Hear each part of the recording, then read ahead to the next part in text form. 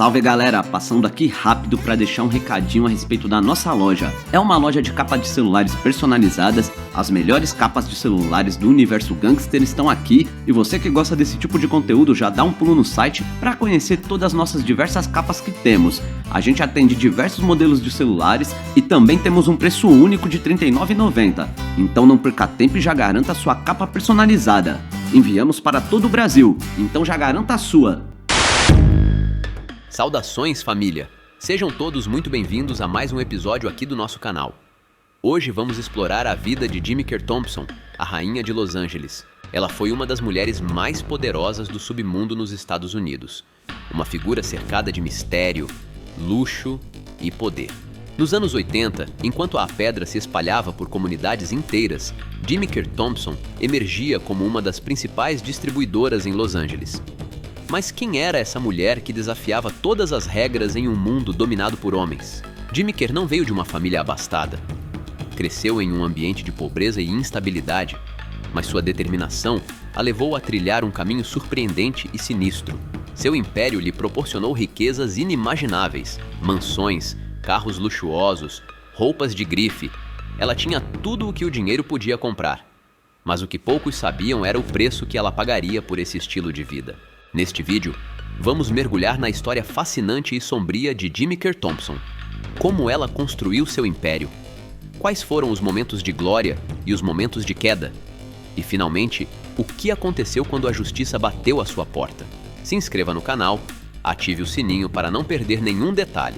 Eu também tô deixando meu Pix junto com o link do Apoia-se nos comentários fixados.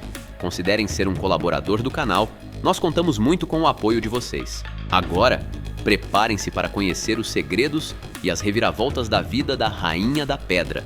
Uma história de poder, traição e redenção que você não pode perder. Bora pro vídeo!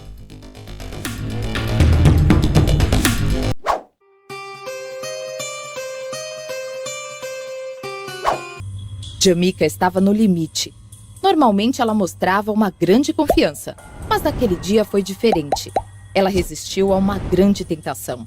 Uma montanha de pó bem na sua frente. Ela pegou várias gramas e as entregou a um de seus mais confiáveis traficantes, David. A mulher não tinha certeza se iria vender, mas queria tentar. Jimiker queria convencer seu namorado e parceiro de negócios, Duff. Ele não se animou com a ideia. Eles já estavam indo bem com a maconha. A cocaína era um risco maior, mas ela queria o dinheiro dessa droga. As próximas horas passaram muito rápido. Jimiker só se aproximou de seus clientes de confiança e todos queriam cocaína. Ela só tinha mais algumas gramas. David já havia vendido tudo o que ela havia dado e o traficante queria mais. Onde antes havia uma montanha de cocaína, agora havia muito dinheiro. Duff voltou para casa, ele estava surpreso. Jimiker tinha ganho todo esse dinheiro com uma única leva, em uma só noite. Por essa grana, eles arriscariam tudo, seu tempo, sua liberdade, até mesmo suas vidas.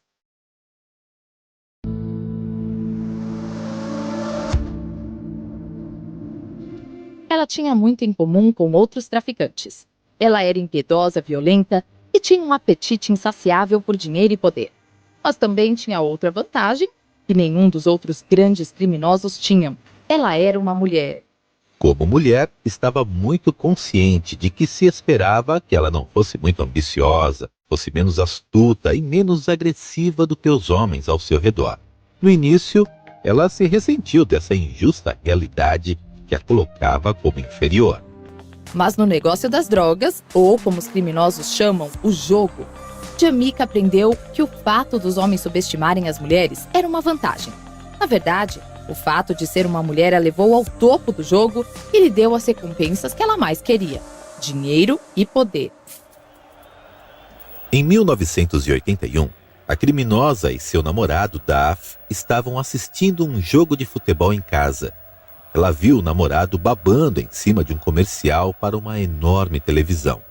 Então a mulher decidiu que ele merecia uma surpresa.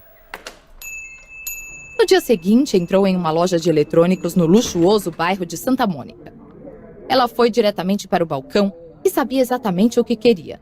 Não havia necessidade de procurar mais. Ouvindo o preço do modelo que estava procurando, ela negociou. Que tipo de desconto poderia conseguir se pagasse à vista por 2 TVs? E, é claro, ela precisaria da entrega e instalação. Como sempre pensou à frente, considerou tudo o que precisaria para fechar o negócio e, assim, percebeu que não precisaria de intermediários. Ela saiu da loja com tudo o que queria e a um ótimo preço. Mas também tinha plantado as sementes para outra coisa. Essas sementes dariam frutos no dia seguinte. Depois que as TVs foram entregues e instaladas, e de Duffy ter ficado encantado com sua surpresa, Jamaica recebeu um telefonema. Era um dos vendedores de eletrônicos com quem ela havia falado no dia anterior, que queria garantir que ela estivesse satisfeita com o produto e o serviço. Para sua surpresa, ele fez uma proposta. O vendedor tinha outros produtos nos quais ela poderia estar interessada. A criminosa marcou uma reunião para ver este novo produto. Ela ficou feliz em descobrir que o produto era, na verdade, cocaína. E que os vendedores de TV estavam vendendo a um preço melhor do que ela e Duffy estavam. A mulher foi implacável. Aonde quer que fosse, via formas de melhorar e expandir seus negócios. E embora pudesse ser difícil, ela também sabia como ser acessível, amigável até mesmo. Sua capacidade de fazer com que estranhos confiassem totalmente nela era algo único em seu negócio, já que muitos dos homens que traficavam drogas usavam armas e tinham medo de conseguir o que queriam. Sua estratégia serviu bem a ela e Duffy.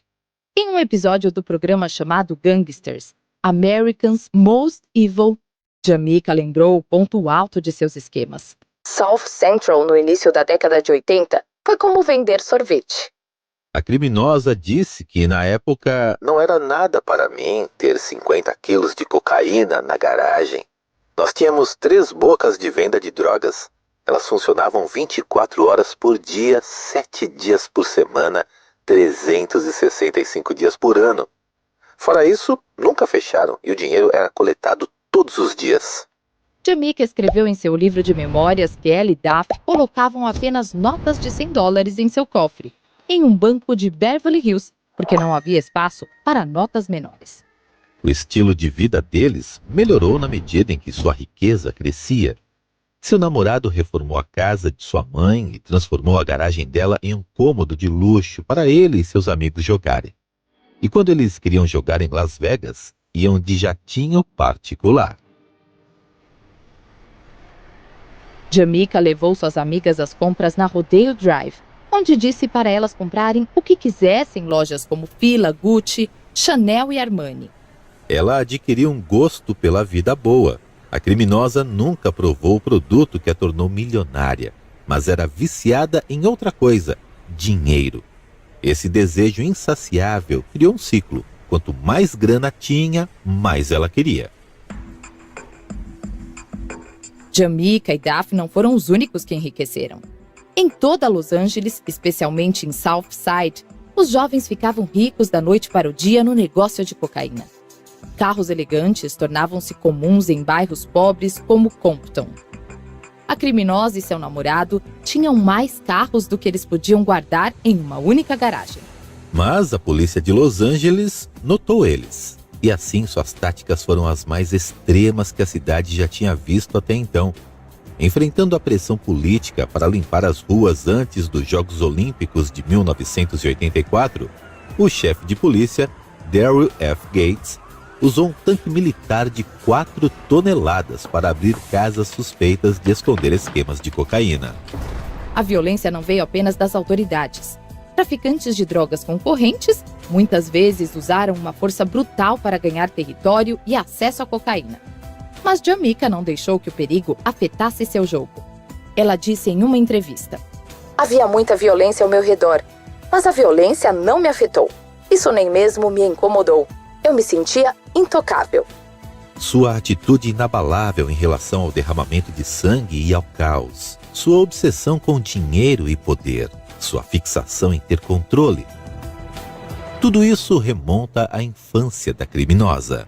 Em 1970, ela estava na 4ª série.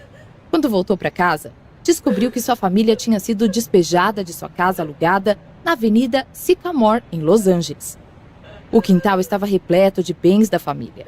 Jamaica lembra-se de ver seu vestido de Páscoa, que sua mãe se preocupava constantemente em manter limpo, jogado no meio da sujeira. Sua mãe, Lonnie, estava na reserva da Força Aérea e era parte do Centro de Juventude da Califórnia. A futura criminosa não entendia como sua mãe podia trabalhar tanto e aceitar empregos com tanta responsabilidade e ainda não ganhar dinheiro suficiente para cuidar de sua família. Ela odiava se sentir desamparada. Mesmo aos 8 anos, a menina sabia que nunca mais queria passar por esse tipo de coisa. Em uma entrevista para a série documental da Netflix, Chefes do Tráfico, Jamaica disse: "No dia em que fomos expulsos, foi o dia em que eu descobri que queria dinheiro. Eu queria controlar tudo. Esse foi o dia em que a máfia entrou no meu coração." Naquela noite, Jamaica, Lonnie e seus 3 irmãos dividiram um pequeno quarto no West Adams Manor, um motel decadente. Ela não conseguiu dormir naquela noite, ficou acordada ouvindo sua mãe chorar no banheiro. A criminosa se lembrava bem da vergonha que sentiu quando percebeu que uma amiga da escola a viu saindo do motel. Naquela tarde, ela disse à sua mãe que queria morar com sua avó em Hattiesburg, Mississippi. Ela escreveu: "Não foi um pedido, não foi uma sugestão, era um fato. Na minha cabeça eu tinha acabado de dizer à minha mãe como as coisas iam funcionar. Aquilo era uma demonstração de liderança que Jamaica viria a assumir." Hattiesburg foi uma grande mudança para a garota. Ela estava acostumada com a agitação de Los Angeles. Em Hattiesburg, os vizinhos moravam a quilômetros de distância. Mas era no campo, não na selva urbana, que ela se familiarizou com a violência e também via isso como uma forma de resolver seus problemas. Depois de sair do avião, encontrou sua avó no desembarque do aeroporto. Assim que se aproximou, a menina logo recebeu um abraço apertado. Então sua avó, a quem todos chamavam de Muddear, perguntou se a neta tinha comido. Jamaica não se dirigiu a ela como senhora quando respondeu a pergunta. 2 minutos depois de conhecê-la, a garota recebeu sua primeira bofetada. Mas a dor serviu ao seu propósito. Ela podia ficar ressentida com sua avó, mas a respeitava. As tias e primos também viviam sob o teto de Muddear. E assim, a velha administrou sua grande família com uma mistura de precisão militar e com as boas maneiras do Sul. Durante seu tempo lá, espancamentos eram comuns. Portanto, Jamaica aprendeu rápido como as coisas funcionavam. Uma vez, um dos primos roubou comida do seu prato. Em seguida, ela apunhalou a mão dele com seu garfo. Muddear mandou os 2 para o quintal e estabeleceu as regras básicas, sem morder e sem arranhar. Resolvam isso agora. O primo tinha 10 anos. Era mais velho que Jamaica, de 8. Mas a menina não perdeu tempo em fazer o primeiro contato direto na mandíbula de seu primo. Foi como se algo dentro dela tivesse sido liberado. Seu primo foi para o chão depois daquele primeiro golpe. Em seguida, ela lançou soco após soco. A avó separou eles e bateu nos 2. Mas a menina estava orgulhosa. Afinal, agora tinha uma reputação entre seus primos. Ninguém nem mesmo pensava em afrontar aquela garota da Califórnia. Ela viveu em Hattiesburg com a avó até 1977. Seu relacionamento com Muddear sempre foi difícil, e isso chegou ao auge em seu primeiro ano do ensino médio. Jamaica tinha perdido sua virgindade em segredo para um homem quase 10 anos mais velho. Ela achava que tinha feito um bom trabalho para manter o relacionamento sem ninguém saber. Até que um dia ela chegou em casa e se deparou com Muddear na porta com uma espingarda. A garota não era mais bem-vinda em Hattiesburg. Ela chegou a terminar aquele ano na escola, mas assim que começou o verão, estava em um avião de volta para Los Angeles. A menina saiu da Califórnia como uma criança sem teto e voltou como uma jovem de 15 anos, forte, confiante e determinada. Jamaica estava em Los Angeles há apenas algumas semanas quando viu um homem em seu bairro. Cada vez que ela se juntava aos jogos de dados que seus irmãos jogavam na esquina, os gritos de excitação daquele homem sempre pareciam cada vez mais altos.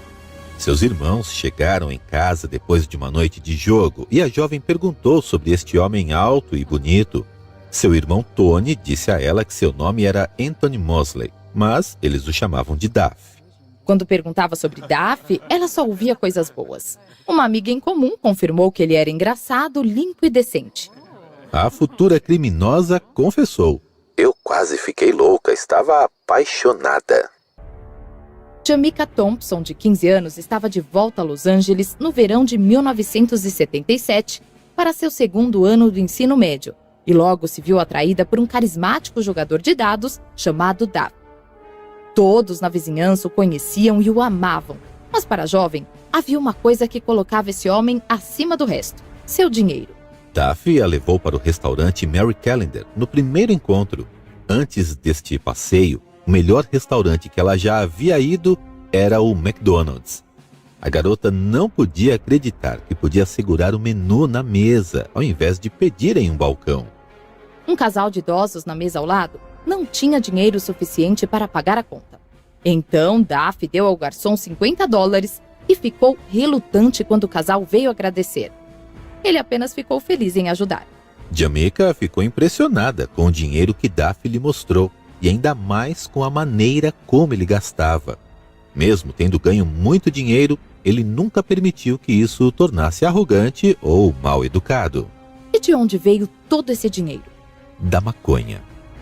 Em pouco tempo, Duff e Jamaica estavam namorando. Ela começou o seu segundo ano do ensino médio no outono de 1977 e trouxe a maconha de Duff para a escola. De acordo com sua confissão, a garota trouxe milhares de dólares em alguns meses. Ela tinha tudo: popularidade, um namorado e, acima de tudo, dinheiro. A grana mudava tudo. O dinheiro fez com que ela sentisse que estava no controle de sua vida. A jovem se sentia protegida e poderosa como nunca antes. De repente, as pessoas ao seu redor a respeitavam. O seu vício em riqueza e poder tinha só começado. À medida que o dinheiro fluía, Jamaica ficava intoxicada com ele. E isso logo trouxe problemas. Ela gostava muito do novo namorado, mas sempre estava procurando por outras oportunidades. Sempre queria mais. Esse desejo a levou a perseguir outro homem no bairro, chamado Lonzo. Ela o descreveu como sendo curto e grosso, com hábitos desagradáveis. Ele era exatamente o oposto de Duff.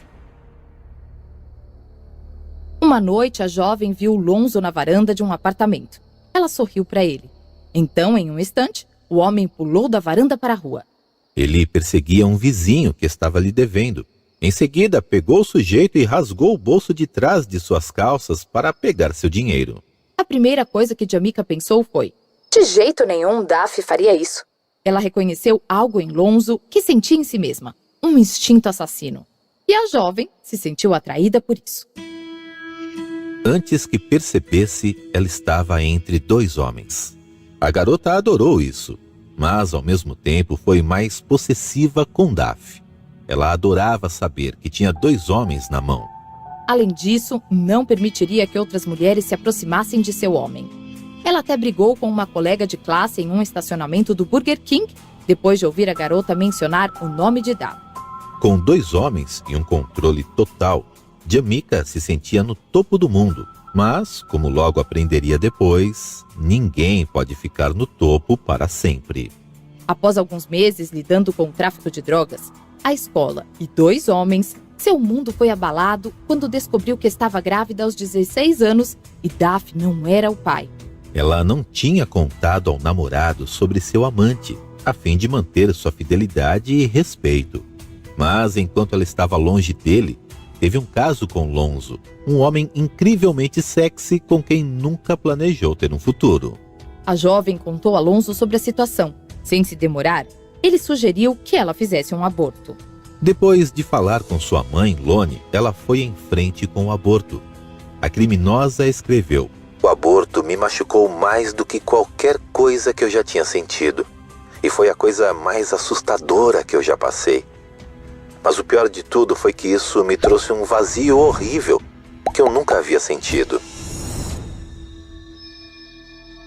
Mas havia um lado bom nisso tudo. Duff finalmente soube a verdade sobre sua infidelidade e o aborto e decidiu ficar ao lado dela mesmo assim.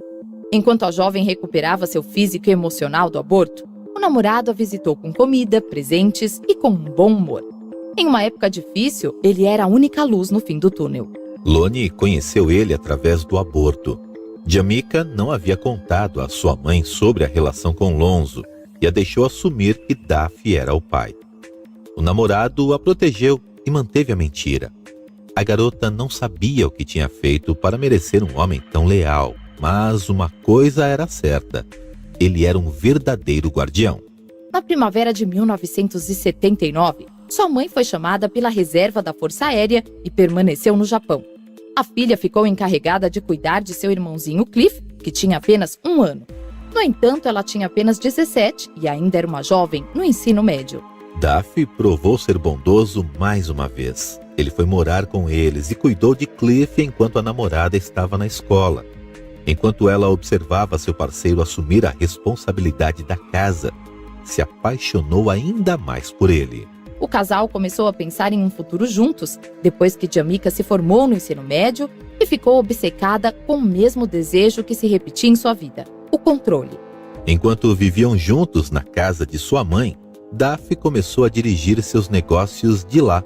Ao conviver com o dia a dia do tráfico, a jovem ficou chocada ao ver que o bom coração de seu parceiro havia encontrado seu caminho no tráfico de drogas. Se um cliente não pudesse pagar, Daffy oferecia maconha a crédito. Ele era conhecido por fazer empréstimos ou dar dinheiro a outras pessoas. Mas Jamaica não gostava de ver ninguém receber um único centavo do que ela estava começando a considerar como seu dinheiro. Uma noite, Lonzo bateu na porta deles, sem nenhuma vergonha. O homem não só estava comprando maconha de Daffy depois de engravidar Jamaica. Ele ainda teve a audácia de aparecer sem dinheiro para pagar. A jovem estava furiosa, mas o namorado disse para não se preocupar. Um pouco de maconha grátis não o incomodava. Afinal, Lonzo tinha uma relação antiga. Mas ela não conseguiu aguentar, então seguiu seu ex-amante até a rua. Jamaica arrancou a maconha das mãos de Lonzo e aproximou de seu rosto. Ela queria que ficasse claro como eram as regras de agora em diante. Sem dinheiro, sem maconha. Ele correu o mais rápido que pôde e de mãos vazias. Não demorou muito para a notícia se espalhar. Daffy ainda era um bom rapaz, mas agora sua namorada era seu braço direito. Ela escreveu: "Desempenhar esse papel foi algo natural. A partir daí, eu chequei todos que não haviam pago." O casal era uma equipe de verdade, e a jovem criminosa era o verdadeiro músculo. Depois de se formar no ensino médio, na primavera de 1980, ela teve mais tempo para construir o que agora chamava de seu negócio. Sua mãe, Lonnie, havia retornado do Japão e insistiu que a filha morasse com ela até completar 18 anos. Então ela se mudou com sua mãe e seu irmão mais novo, Cliff, para um novo apartamento perto de Venice Boulevard, em Los Angeles. Logo, ela viu que outro cara no prédio, chamado Ricardo, estava vendendo maconha. Jamaica não gostou da concorrência, mas estava confiante na qualidade de seu produto. Ao invés de ver isso como uma ameaça, viu como uma oportunidade. Assim, enviou uma amostra grátis de seu produto para Ricardo. Então ele percebeu que seria bom fazer negócios junto com a jovem.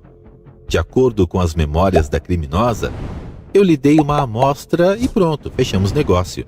Desde então, as coisas decolaram. Ela vendia erva no apartamento quando sua mãe não estava por perto. Mas aquele modelo não era muito sustentável à medida que seu negócio crescia. Sua erva era tão boa que muitas pessoas estavam vindo à sua porta. Então, mudou as vendas para a calçada. Os negócios de Jamaica logo se expandiram no novo mercado. Ela vendia mais em horas, às vezes até em minutos, do que costumava vender em uma semana na escola. Ela escreveu sobre esse tempo. Onde não havia nada há um mês atrás, agora tinha um lugar cheio de maconha, com clientes o tempo todo. Todas as noites eu ficava naquela esquina como se fosse dona dela. Quando a criminosa trabalhava, com certeza ela usava uma roupa elegante, combinando com seus sapatos e com sua roupa esportiva. Ela gostava da independência que o negócio lhe dava e também se orgulhava muito disso. Vendendo na esquina, a jovem não estava realmente mantendo seus esquemas em segredo. Mas a única vez que viu a polícia foi dentro de uma loja de rosquinhas. Ela fez 18 anos em setembro de 1980 e se mudou com Daphne. Nessa época já tinha transformado seu vizinho Ricardo em um parceiro de negócios leal. Ele traficava perto do apartamento de Lone, enquanto Jamaica lidava com clientes exclusivos e de alto nível em sua nova casa com seu namorado. Naquela época, o casal estava vendendo por quilo. Ela se lembra de receber um caminhão cheio de pacotes de maconha. Fotografias daquela época a mostram sorrindo para a câmera com pilhas de notas em sua cama. No Natal de 1980, Jamaica deu a Daphne uma seleção de ternos e um jeans Jordache. Por sua vez, ele deu a ela uma bolsa Louis Vuitton com a chave de um Mercedes conversível dentro.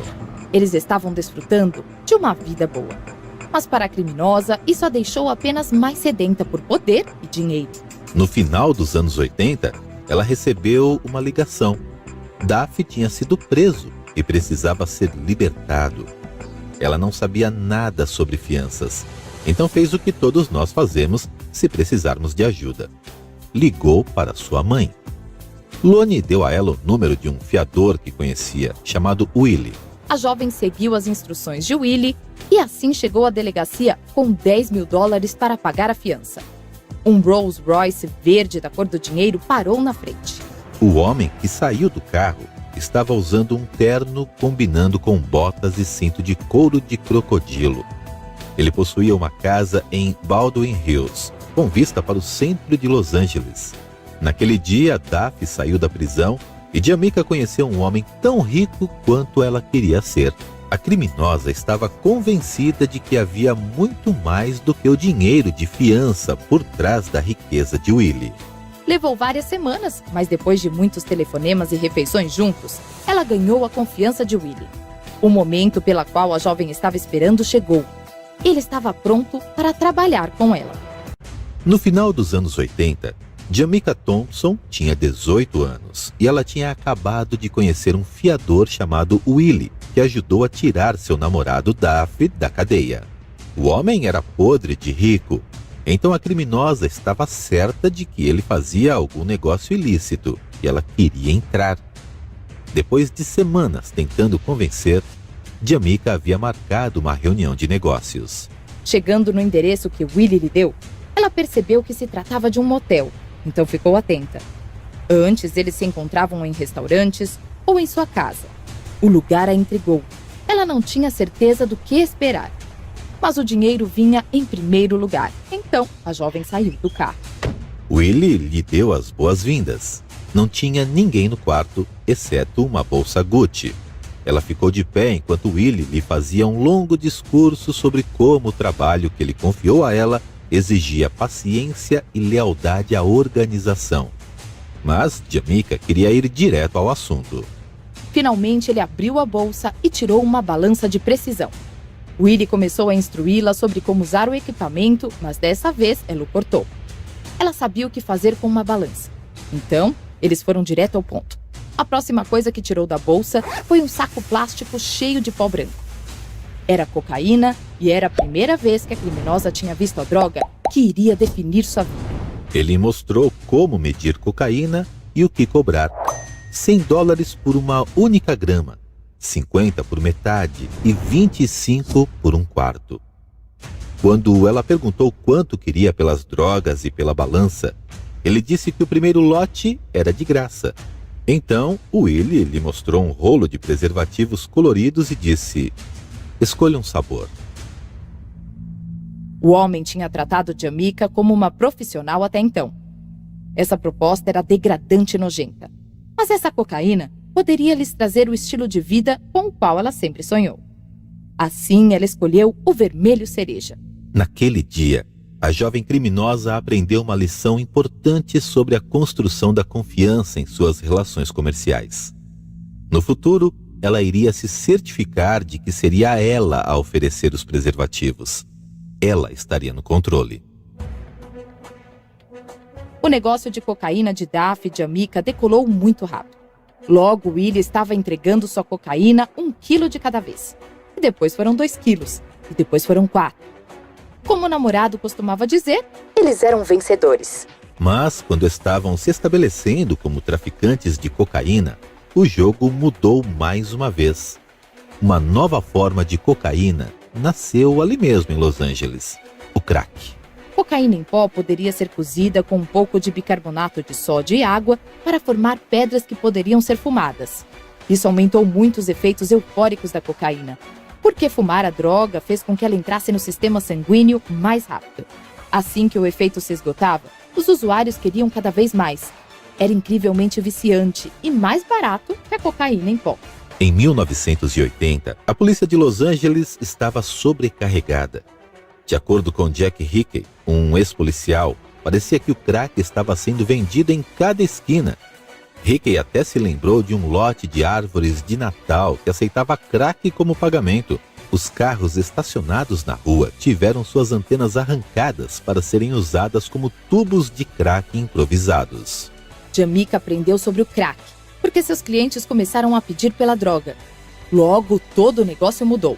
Eles estavam operando 4 ou 5 bocas de venda de crack, cozinhando e vendendo a droga. Mas um negócio maior significava mais riscos. Alguns dos traficantes foram roubados e até mesmo mortos. Depois de terminar o ensino médio, Jamaica carregava uma arma em sua bolsa de grife e não iria hesitar em puxar o gatilho caso fosse preciso. Mas ela e Daphne usaram outro fator ainda mais poderoso do que o medo para manter seus negócios: a generosidade. Todo cara que batia em sua porta, eles lhe davam $50. Eles deram esse dinheiro às crianças, aos sem-teto e às famílias carentes do bairro. Eles também organizaram churrascos para toda a vizinhança e todos os seus funcionários em todos os fins de semana. Daphne contratou um DJ diferente a cada semana para manter a música fluindo. O casal fazia grandes entradas, saindo de um de seus veículos de luxo e vestindo roupas que combinavam. Eles gostavam de compensar as pessoas que trabalhavam para eles, já que sabiam que isso valia a pena. A lealdade de seus trabalhadores foi essencial para dar a Jamaica e Daphne a segurança que precisavam para construir uma família. Em novembro de 1981, menos de um ano depois de começarem a vender cocaína, Jamaica estava grávida. Dessa vez, a gravidez foi um acontecimento feliz. Ela esperava que o bebê fosse um menino, para que se parecesse com Daphne. O pai esperava exatamente o oposto. Daphne logo colocou sua parceira em licença de maternidade. Ele não a deixava ter contato com as drogas. Ela contava o dinheiro e o depositava no banco durante sua gestação. Em julho de 1982, Jamaica tinha 20 anos. Após quase 24 horas de trabalho de parto, nasceu Anthony Jr. Seu nascimento trouxe tanta alegria a seus pais que alguns meses depois, eles foram de carro para Las Vegas e se casaram. Ao voltar para Los Angeles, se mudaram para sua primeira casa. Eles ainda eram vencedores. Mas essa fase boa iria chegar ao fim. No início de 1983, o casal estava tomando café da manhã no M&M, um café local onde muitos de seus amigos iam. A criminosa esteve fora do contato com o tráfico por mais de um ano, mas ela estava prestes a voltar para o jogo. Um de seus traficantes trouxe um homem gordo com joias e sapatos extravagantes para conhecer Daphne. Seu nome era Judah. Foi uma simples apresentação e um aperto de mão, mas Jamaica ficou desconfiada. Ela não queria ser atingida por alguém em quem não confiava. Sua desconfiança cresceu depois que ela e Daphne viraram sócios de Judah. Eles saíram em 2 ocasiões diferentes. Judah trouxe 2 mulheres diferentes e as apresentou cada uma como sua esposa. A jovem criminosa definitivamente não queria que Daphne se associasse com alguém que desrespeitasse mulheres como ele. Mas apesar disso, esse homem e seu marido faziam negócio juntos. Em pouco tempo, Daphne passava a noite fora. Ele sempre disse que estava fora com Judah, mas os instintos de Jamaica lhe diziam que algo mais estava acontecendo. Ela começou a vasculhar as gavetas e carros do marido até encontrar provas de suas suspeitas. Assim, encontrou uma pilha de multas de estacionamento não pagas, emitidas em um lugar que ela não conhecia. E isso era tudo o que precisava para concluir que seu parceiro a estava traindo. Ela fez uma xícara de chá e se sentou na mesa da cozinha para esperá-lo. Durante horas, sua imaginação foi longe e sua raiva aumentou cada vez mais. Sua possessividade sobre o marido só tinha crescido. Finalmente, chegando em casa por volta das 3 da manhã, a mulher não fez nenhuma pergunta. Ela só começou a disparar sua arma. De alguma forma, a Daphne se esquivou de todas as balas e correu para dormir na casa de sua mãe. Mas ela localizou o endereço emitido nas multas. Assim, arrastou seu filho, ainda dormindo, para fora da cama e o deixou na casa de sua mãe Loni. Então, a mulher dirigiu até o endereço que estava nas multas. O endereço a levou para um prédio e, estacionado do lado de fora, estava o caminhão de Daphne. Jamika não perdeu tempo. Ela pegou uma garrafa vazia no beco e jogou no veículo. O alarme disparou logo em seguida. Segundos depois, uma mulher saiu do prédio. Ela desligou o alarme, o que significava que essa pessoa tinha as chaves de Daphne. A jovem criminosa sorriu. Lá estava ela, a mulher com quem seu marido a estava traindo. Jamika foi para cima dela. Depois, agarrou seu cabelo, imobilizou e a esmurrou sem parar. Assim que a criminosa ouviu os tiros, soube que era hora de se retirar. Quando fugiu, viu Daphne atrás dela, sem camisa e segurando uma arma. Seu encanto, finalmente, havia acabado. Durante as próximas 2 semanas, Daphne ligou várias vezes. De vez em quando ela falava com ele, mas na maioria das vezes nem atendia. Seu marido a havia traído e a esposa achava que ele não podia fazer nada para recuperar sua confiança. Eles ficaram separados por um tempo. O pai de Jamika a levou junto com seu filho para uma caminhada. Seu pai trabalhava com construção civil e ele disse que queria mostrar uma fabulosa mansão na qual tinha trabalhado em Encino, um subúrbio de Los Angeles. O bairro estava cheio de mansões de milhões de dólares. O pai dela conseguia dizer o nome das celebridades que viviam em cada uma dessas residências, como Marlon Jackson, irmão de Michael Jackson. Então seu pai apertou o botão de um controle remoto escondido. O portão de metal pesado de uma propriedade na frente deles se abriu e de repente eles estavam descendo a longa estrada em direção à mansão. Mas Jamika pôde ver que esta propriedade não estava em construção. Parecia pronta e parecia perfeita. O pai de Jamika os convidou para dentro a fim de dar uma olhada ao redor. O interior da casa era tão bonito quanto o exterior. Havia pisos de mármore e um candelabro de cristal na entrada. A suíte master tinha uma banheira de hidromassagem enorme e pisos aquecidos. O quintal era igualmente impressionante, equipado com uma piscina e também com uma banheira de hidromassagem. A propriedade inteira era monitorada por câmeras de segurança. Era um sonho. A filha perguntou a seu pai quem estava se mudando. Ele sorriu e se ofereceu para lhe mostrar a garagem. A porta da garagem se abriu e revelou Daphne esperando lá dentro. Anthony Jr. correu para ele com entusiasmo e o pai lhe deu um abraço apertado. Então, ele deu a Jamika 2 conjuntos de chaves, uma para a casa e uma para uma BMW nova, já estacionada na garagem. Ela recuperou seu marido e juntos se mudaram para a mansão em Encino. O casal estava mais uma vez junto e mais próximos do que nunca. Para o aniversário do marido, a esposa deu uma festa surpresa em uma boate em Sunset chamada Candy Store. As decorações, o buffet, o entretenimento, o bolo, tudo foi de primeira. Mas Jamika se superou com o presente, um carro Roadster Planet pintado sob medida, que ela revelou na frente dos convidados da festa. Hoje um Planet dos anos 80 é vendido por $1 milhão. Mas enquanto as coisas entre o casal estavam melhorando, o tráfico estava ficando mais violento e perigoso do que nunca. Apesar de saírem da violência que assolava South Central Los Angeles, sua mansão ainda não era uma fortaleza. No final de 1984, Jamika sugeriu pela primeira vez a Daphne que eles deixassem Los Angeles. Ela tinha uma amiga que estava criando sua família no Texas e parecia ser um bom lugar para eles começarem de novo com um negócio legítimo. Eles poderiam pegar seu dinheiro e sair do tráfico de uma vez só. O marido estava disposto a considerar essa opção, mas o tráfico tinha outros planos. No dia seguinte, em 23 de novembro de 1984, Jamaica, de 22 anos, fez o café da manhã. Ela queria ter certeza de que a conversa deles sobre a mudança para o Texas começasse bem. Mas quando a refeição foi servida, Daphne estava se preparando para ir embora. A esposa protestou. Ela queria discutir os planos futuros da família. O marido sorriu e lhe disse que eles fariam o que ela quisesse. A mulher ficou encantada e deu um beijo de despedida nele. Então ligou para sua amiga no Texas e elas planejaram durante horas sobre a mudança. Então, Daphne ligou. Ele parecia tranquilo e disse que logo estaria em casa. Eles trocaram um "eu te amo" e desligaram.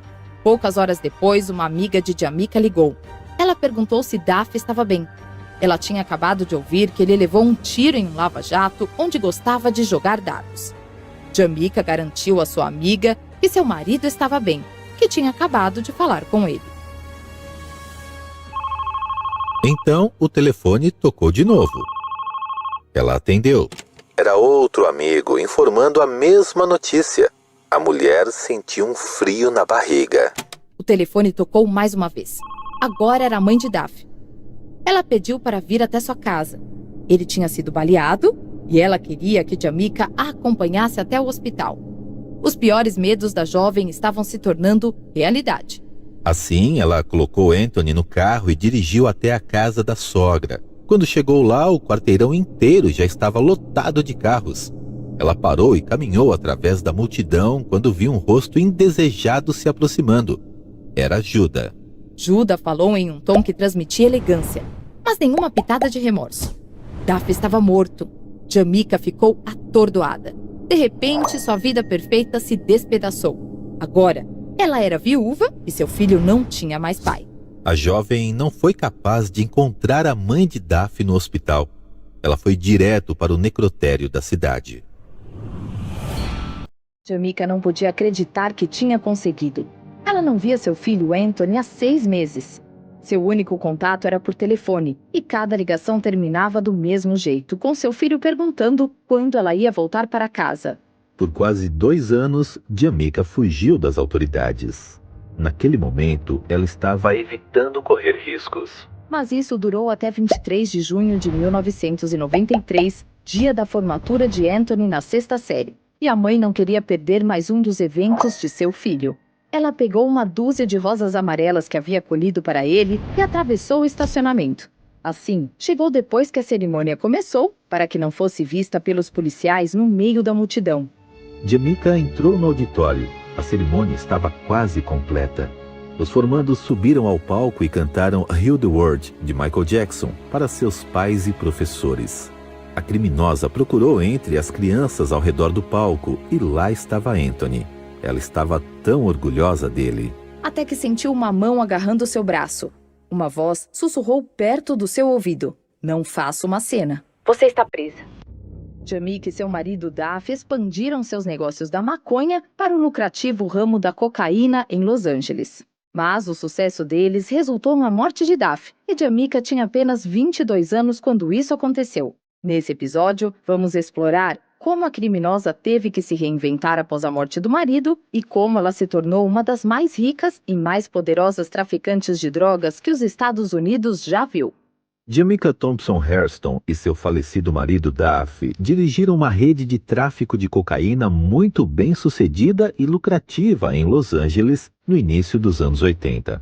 Eles tiveram um filho chamado Anthony em 1982 e se mudaram para uma mansão. O jogo, tal como os criminosos chamam o tráfico de drogas, trouxe apenas coisas boas. Mas isso durou até Jamaica receber um telefonema em 23 de novembro de 1984. Daphne tinha sido assassinado. O funeral do seu marido foi um grande evento para toda a comunidade. A cerimônia estava tão cheia que não havia mais lugar para sentar. E embora não tenham sido convidados, a polícia local também esteve presente. Além dos policiais que estavam lá, a polícia de Los Angeles monitorou tudo através de um helicóptero. O caixão foi aberto para a despedida de Daphne. Nesse momento, Anthony gritou: "Papai, acorde!" Isso partiu o coração de Jamaica. Ela frequentemente se refere à época após a morte de Duff como seu período de hibernação. A criminosa estava muito deprimida, assim raramente saía de casa ou mesmo da cama. Sônia, uma amiga a quem ela se refere como seu anjo, mudou-se para cuidar dela e de Anthony. Sem o marido como seu parceiro, Jamaica se ausentou de tudo, incapaz de lidar com o tráfico ou a maternidade. Mike Vigil, um ex-agente da DEA, entrevistado para a série documental da Netflix Chefes do Tráfico, disse que após a morte de Duff, as autoridades deixaram de prestar atenção em Jamaica. Uma vez que Duff estava morto, pensamos que isso poderia ser o fim do tráfico de cocaína para Jamaica, simplesmente porque o tráfico de drogas é dominado por homens. Para uma mulher fazer isso, ela tem que ser extremamente astuta, brilhante e impiedosa. E ela era tudo isso e muito mais. A criminosa iria superar muitas expectativas do DEA, mas seria necessário outra tragédia para tirá-la da depressão. Um dia, gritos tiraram ela da cama. A mulher correu para o quintal. Era Sônia gritando porque Anthony estava flutuando de barriga para baixo na piscina. A mãe pulou na água e levou seu filho para a beirada. E pediu a Sônia para chamar uma ambulância. Jamaica rogou a Deus pela vida de seu filho enquanto tentava reanimar Anthony. Ela tinha acabado de enterrar seu marido há alguns meses e não podia suportar que Deus levasse sua criança também. As suas preces foram atendidas. O menino sobreviveu. Ele passou a semana seguinte em um hospital infantil e a mãe ficou ao seu lado. Eles tiveram muitos visitantes, incluindo alguns dos antigos funcionários. A mulher ficou comovida com todo esse apoio. Após a alta de Anthony, Red, um dos traficantes que tinha aparecido no hospital, veio até a casa de Jamaica. Ele a lembrou que ela não podia cuidar apenas de sua própria família. Ela e Duff proporcionaram a muitas pessoas um meio de vida, e todos eles estavam desempregados desde o assassinato de seu marido. A criminosa ainda lutava com sua culpa pelo assassinato de Duff. Fora isso, nunca confiou no parceiro dele, Judah, que apresentou o marido à mulher com quem ele teve um caso. E também foi Judah a pessoa que deu a notícia da morte de Duff. Ele ainda teve a audácia de pedir a Jamaica para pagar uma dívida que o falecido devia. Se a criminosa fosse voltar ao jogo, não poderia tolerar trabalhar com alguém em quem não confiava. Primeiro, ela ouviria seus instintos. Na manhã seguinte, ela foi às compras. Jamaica geralmente usava a última moda da Fila e da Jordache, mas agora seria diferente. Afinal, estava com medo de Jamaica nas ruas. Se ela te pegasse com uma mentira, teria consequências. Ela tinha um pavio curto. Por exemplo, quando Anita percebeu que o apartamento que havia alugado para a criminosa estava sendo usado como depósito de dinheiro, ela ameaçou chamar a polícia, já que não havia concordado em fazer parte de algo ilegal. Então, Jamaica não perdeu tempo em colocar a mulher nos trilhos. A surra que Jamaica lhe deu deve ter causado um grande impacto, porque Anita nunca mais causou problemas. Assim que a criminosa colocou as coisas no lugar em Los Angeles, ela sentiu uma vontade de expandir. A morte de Duff não tinha mudado seu vício em dinheiro e poder. Agora que estava de volta ao jogo, tinha que alimentar essas vontades. E ela sabia exatamente onde encontrar novos parceiros. Las Vegas. Toda vez que havia uma grande partida de boxe em Las Vegas, a cidade se enchia de ricos traficantes de drogas, vindos de todos os cantos do país. Jamaica estava lá entre eles. Ela se sentia confortável, afinal este era seu povo. E cada um deles era um meio de conseguir mais dinheiro. Ela sempre foi a única traficante mulher com poder nesses círculos, mas a criminosa sabia que isso ajudava a manter seus esquemas em segredo. Assim, ela jogou com o que esses criminosos homens esperavam de uma mulher, ou seja, com sedução e submissão.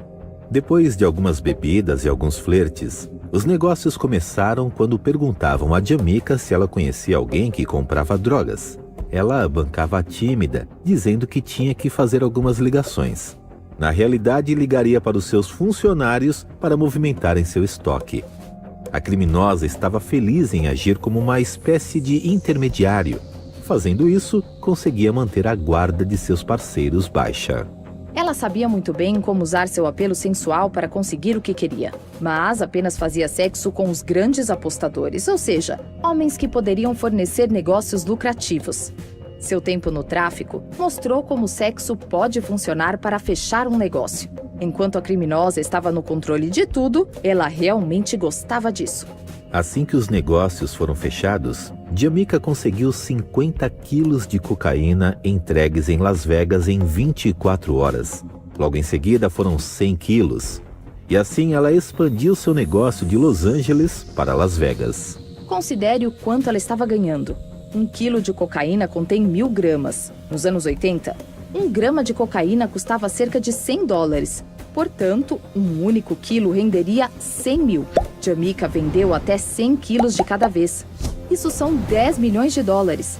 Com a inflação, seriam quase 24 milhões de dólares hoje.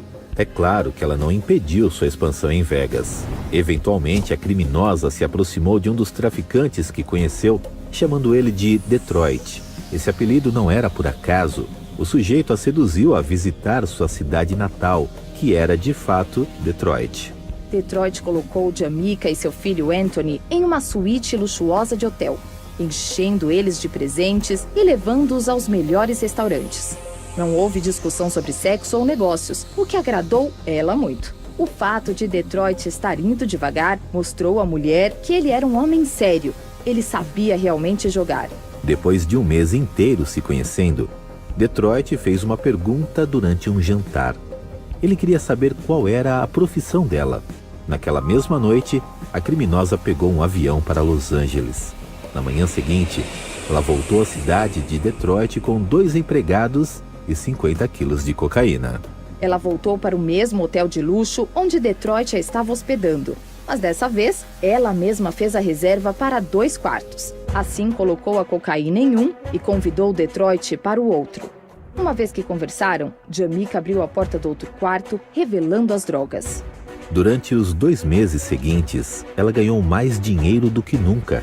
O transporte de Los Angeles para Detroit significava que ela poderia cobrar um preço muito mais alto pela cocaína do que em Los Angeles, ou mesmo em Las Vegas. Assim, deixou seu filho com sua mãe, Loni, e viajou com um grupo exclusivo de seus funcionários para Detroit toda semana, a fim de entregar a droga. Seu método de contrabando era muito simples, já que em meados dos anos 80, a segurança dos aeroportos era bem frouxa comparado ao que é hoje. Jamaica e uma parceira embrulhavam quilos de cocaína em seus corpos com plástico ou os enfiavam em cintas extra grandes. Em seguida, vestiam roupas como macacões e vestidos largos. Assim, quando caminhavam pelo aeroporto, apenas pareciam mulheres gordas. Portanto, nunca ninguém foi parado. Na viagem de volta, usavam as mesmas roupas, só que ao invés de drogas, carregavam dinheiro. Com todo o dinheiro entrando, a criminosa percebeu que tinha que transformar seu negócio mais uma vez. Ela estava trazendo milhões de dólares toda semana, mas se quisesse usar essa grana para comprar uma casa, por exemplo, ou para guardá-lo para seu filho, precisaria de um negócio legítimo para lavar seu dinheiro. Mas, como a mulher trabalhou toda a sua vida fora dos limites da lei, todos os seus contatos pertenciam ao crime. Será que ela poderia ter sucesso nos negócios de forma legal? Veja a seguir. Em 1987, menos de 3 anos após a morte de seu marido Duff, Jamaica Thompson não só havia reativado seu lucrativo negócio de distribuição de cocaína em Los Angeles, mas também havia se expandido para Detroit.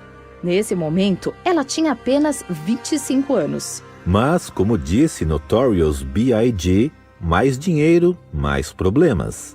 O dinheiro estava transbordando, mas há um limite para o que o lucro pode fazer. Aquela grana não poderia ajudá-la a qualificar-se para uma hipoteca ou ser deixada para a herança de seu filho Anthony. E ela sabia que eventualmente precisaria de uma estratégia para sair do crime. Algum negócio legítimo para servir como um plano B. Mas Jamaica não tinha ideia por onde começar. Em toda sua vida ela achava que conhecia bem esse jogo, mas não sabia em que tipo de negócio deveria investir. Sua salvação veio na forma de um salão cabeleireiro. Em 1987, ela estava cortando seu cabelo com James Gibson.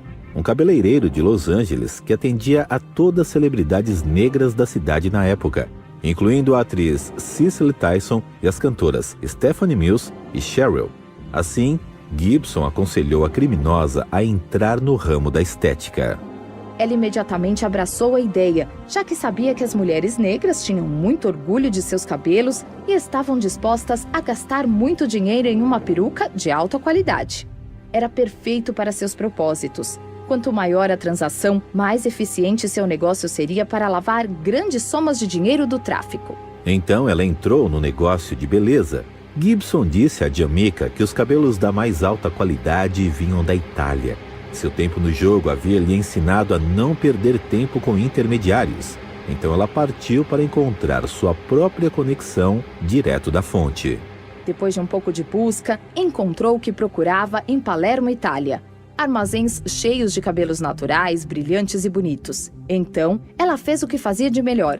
Negociou um bom preço, cuidou da logística de transporte e montou sua linha de abastecimento. Claro que antes de entrar no avião de volta aos Estados Unidos, ela fez um turismo de compras para comemorar seu novo negócio nas lojas da Gucci e Fendi. Mas o trabalho ainda não tinha terminado. Jamaica sabia que se seu negócio ia decolar, então precisava projetar uma certa imagem. Assim, ela se inscreveu em aulas de conversação em público para melhorar suas habilidades de comunicação. Também treinou com um personal trainer para ficar em forma. Por fim, batizou sua empresa de Hair Distributors, Inc. O slogan era um poema. Cabelo que brilha é o cabelo que flui. Quando o sedoso transpira o ar, não é apenas o brilho de um cabelo bonito. Pela primeira vez, a criminosa era uma mulher de negócios legítima. Em 1988, com apenas 26 anos, ela era presidente de sua própria empresa. Com a ajuda de James Gibson, rapidamente se tornou conhecida por uma clientela totalmente nova. Ela trabalhou com os ricos e famosos, como a cantora Cheryl e a família do famoso fundador da Motown Records, Berry Gordy Jr. Jamaica viajou por Los Angeles para vender seu produto, mas agora estava vendendo para um tipo diferente de clientela. Ela estava entrando nas propriedades seguras dos ricos, entregando sua identidade com confiança a um policial fora de serviço que trabalhava na segurança. Era um novo estilo de vida e a criminosa estava procurando por isso. Até mesmo escreveu em suas memórias que, naquele momento, percebi que poderia ser a estrela em qualquer jogo que jogasse. Em 1988, ela estava trabalhando em seu mais alto nível, já que estava no auge de sua vida dupla. De dia, era uma respeitada e bem-sucedida empresária, presidente da Hair Distributors, Inc. Quando ela deixava o escritório, se tornava a rainha do tráfico de drogas de Los Angeles. Jamaica até trocava de papéis quando estava viajando. Ela compareceu ao Brunner Bros. International Hair Show em Atlanta, fazendo grandes conquistas para seus dois negócios, enquanto festejava durante todo o fim de semana. Jamaica e Hair Distributors, Inc. foram grandes sucessos nesse evento. A criminosa ficou feliz em ver que seu talento para influenciar as pessoas e fazer negócios, aperfeiçoado por seus anos no crime, foi igualmente útil em seus negócios legítimos. Ela também conheceu dois novos homens que puderam avançar nos seus negócios. Um chamou de Atlanta e o outro de basquetebol. Jamaica sabia que ia ser difícil ter dois homens trabalhando com ela em Atlanta. Se eles se encontrassem e ficassem com ciúmes, isso seria ruim para os negócios. Mas ela seguiu em frente com isso. Seu sucesso até agora Restaurar a ordem. E não era só em Los Angeles. Eles subestimaram o poder que ela tinha sobre seu pessoal. Distribuir cocaína. Diante da possibilidade de passar 10 anos ou mais na prisão, ele decidiu entregar Jamaica. A polícia finalmente tinha uma testemunha disposta a se tornar um informante. Mas eles ainda não tinham a rainha do tráfico de Los Angeles. Em abril de 1991, Jamaica foi indiciada por conspiração federal de drogas e acusações de lavagem de dinheiro. Agentes federais apareceram na Hair Distributors, Inc., mas ela não estava lá. A mulher teve sorte de estar trabalhando fora da empresa. Um de seus leais funcionários ligou para avisá-la que o FBI e a DEA estavam à sua procura. Ela imediatamente deixou Anthony com sua mãe, Lonnie. Uma vez que conseguiu uma série de identidades falsas, fugiu. Seu trabalho no tráfico significava que ela tinha contatos em todo o país, e muitos deles estavam felizes em acomodá-la. A criminosa escreveu em suas memórias que os homens com quem ficou durante aquele tempo eram como gavetas em uma mesa. Eu podia abri-las e fechá-las sempre que quisesse. Eu estava no controle. Os federais começaram a trabalhar com os US Marshals para tentar rastrear Jamaica. Mas o processo foi lento. Os milhões da rainha do tráfico em dinheiro significava que ela poderia continuar fugindo para sempre, mas não poderia ficar longe de Los Angeles por muito tempo. E as autoridades sabiam bem disso. Em 1992, o frustrado agente do DEA, Greg Underwood, veio a Los Angeles para investigar por conta própria. Ele não tinha muito o que fazer, mas sabia onde estavam os escritórios da Hair Distributors, Inc.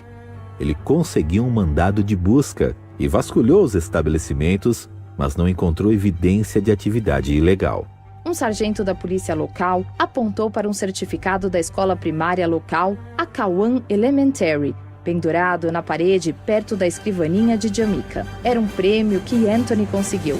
O próximo passo de Underwood foi ligar para a escola primária Cowan.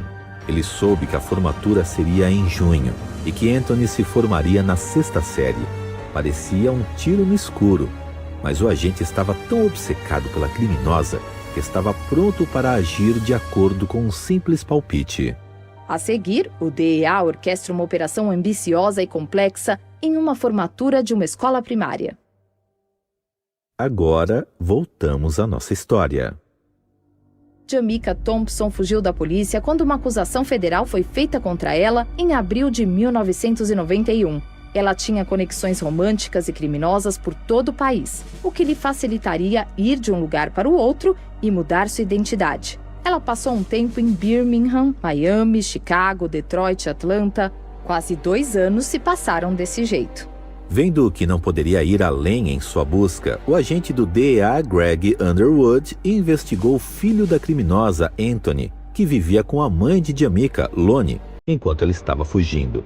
Underwood entrou em contato com a escola de Anthony em junho de 1993 e assim ficou sabendo que o garoto estava prestes a se formar. Portanto, o agente tinha um palpite de que Jamaica iria querer ver seu filho durante a cerimônia. Underwood fez uma parceria com os US Marshals para colocar vários agentes disfarçados na formatura.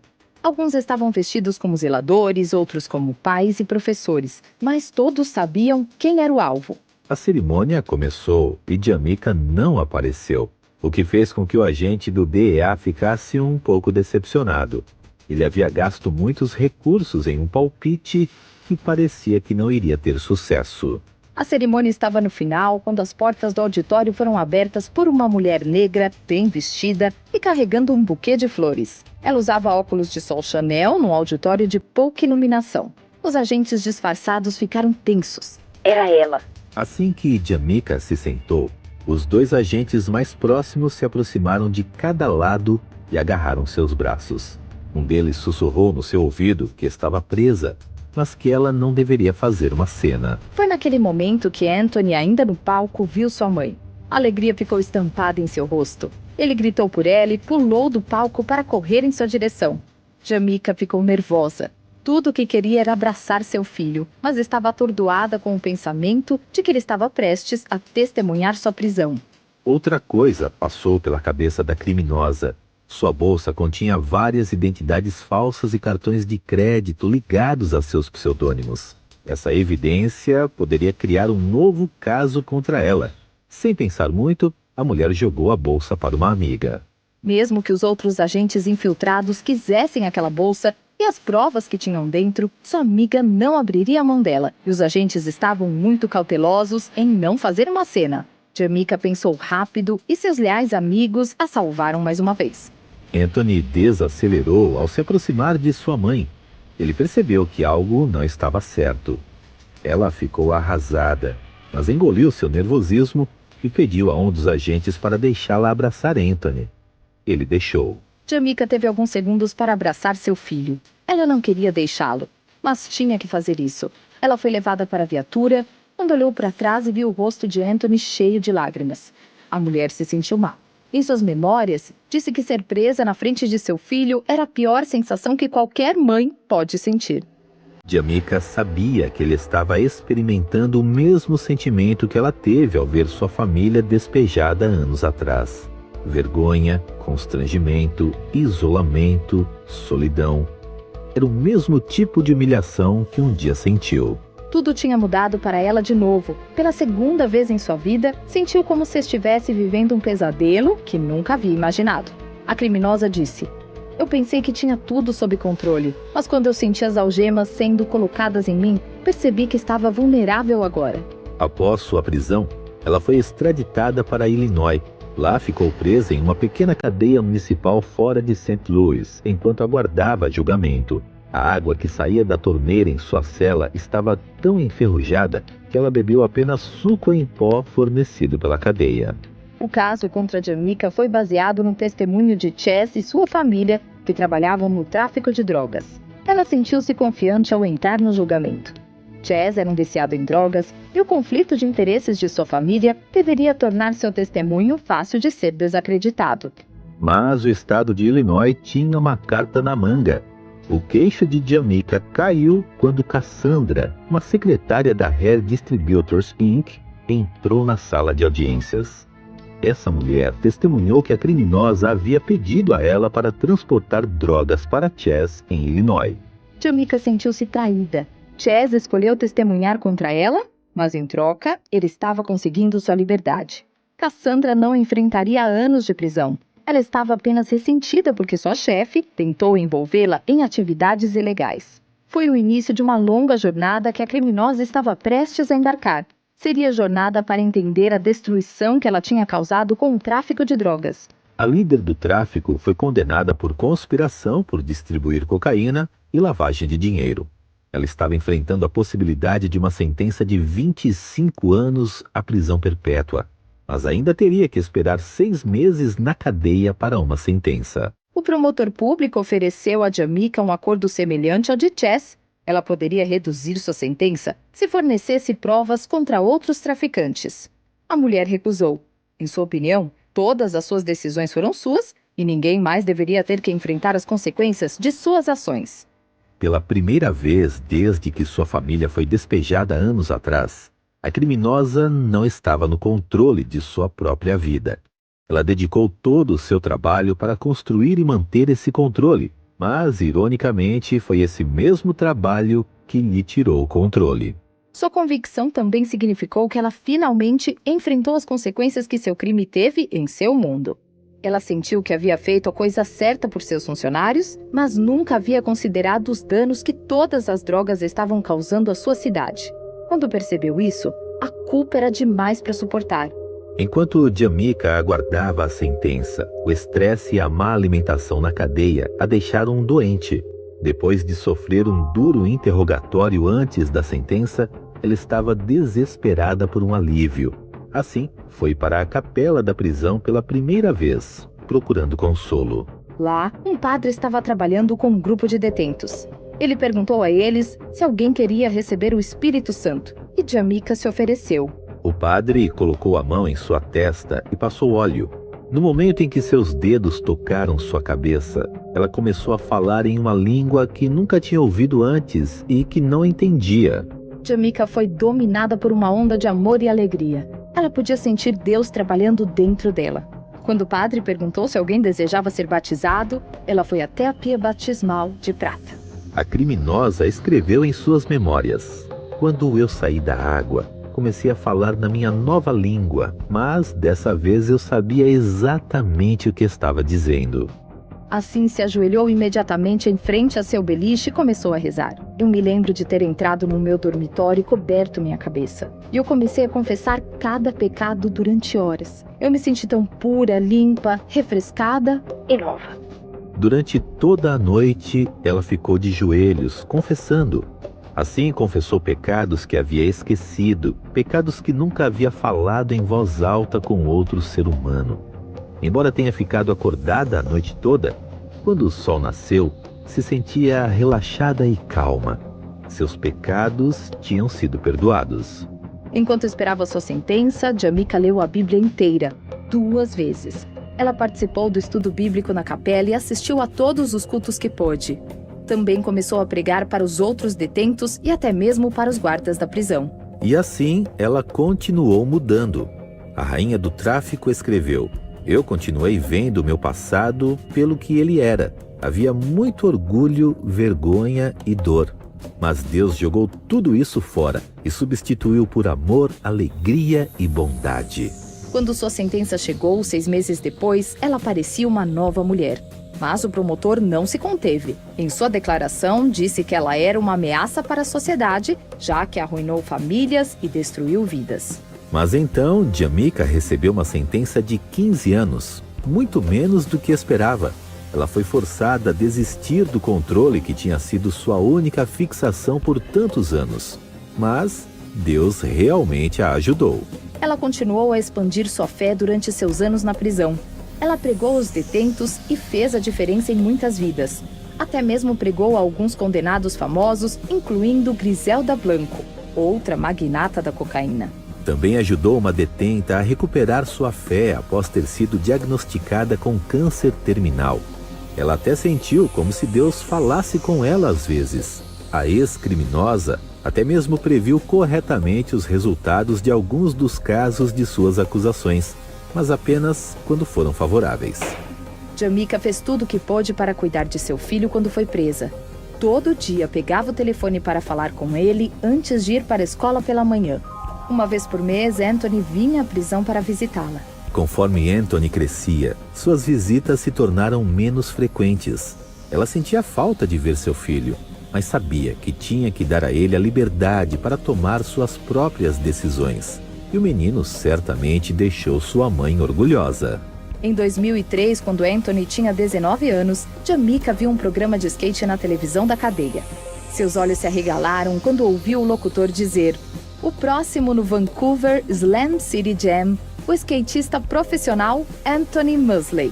Ela ficou surpresa e então viu um rosto na tela que se parecia exatamente com o dela. Aquele profissional de skate era seu filho. De acordo com Jamaica, ela gritou: "Esse é meu filho!" A ex-criminosa não tinha dúvidas. Deus ainda estava em sua vida. Depois de cumprir 13 anos, foi absolvida em 2005. Pouco depois de sua libertação, Jamaica fundou o Second Chance Evangelical Ministries, uma organização dedicada a servir os encarcerados. Ela ainda conta sua história em todos os tipos de palestras, entrevistas e cartas para pessoas presas. Sua mensagem muitas vezes se resume a isso: "É um milagre. Eu deveria estar morta, mas estou viva por uma razão. Para lhe dizer que há esperança. Minha esperança veio através de Jesus. Ele está vivo, eu estou redimida." Jamaica sobreviveu ao mundo do crime que matou seu primeiro amor. Durante uma sentença de prisão que poderia tê-la derrubado, ela optou por se levantar e agora dedica seu tempo para ajudar outros a se levantarem, tal como ela fez.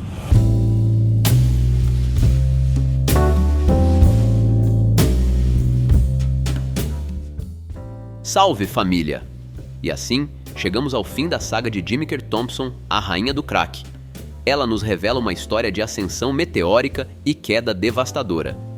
De uma infância marcada pela pobreza, passando pelo auge do poder e do luxo, até a inevitável queda nas mãos da justiça. Após cumprir sua pena, Jamaica encontrou um novo propósito. Hoje, ela é uma mulher transformada, que usa sua história como um alerta e uma fonte de inspiração para muitos. Uma lição poderosa sobre as consequências das escolhas que fazemos e a capacidade de redenção. A história de Jamaica Thompson nos lembra que, não importa o quão baixo podemos cair, sempre há uma chance de recomeçar, e que as escolhas que fazemos hoje podem definir nosso futuro de formas inimagináveis. Se você gostou deste vídeo, não esqueça de se inscrever, deixar seu like e comentar o que mais te surpreendeu nessa história. Eu agradeço a todos e até a próxima!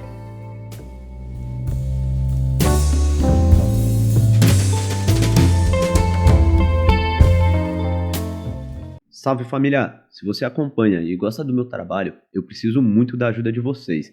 Dá um pulo lá no Apoia-se e se torne um de nossos investigadores daqui do canal. E para os apoiadores do canal, vão ter diversos brindes para vocês, meus amigos. Então, se você quer que esse conteúdo continue rolando, dá um pulo lá no Apoia-se e se torne um de nossos investigadores daqui do canal. Valeu, família!